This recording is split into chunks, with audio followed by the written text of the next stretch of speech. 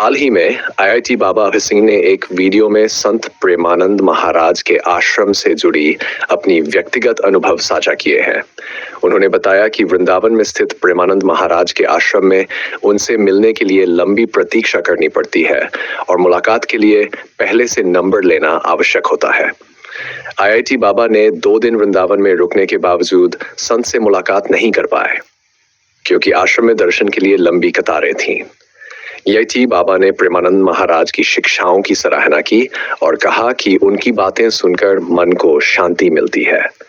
उन्होंने संत के प्रति अपने सम्मान को व्यक्त किया और उनकी लोकप्रियता का उल्लेख किया।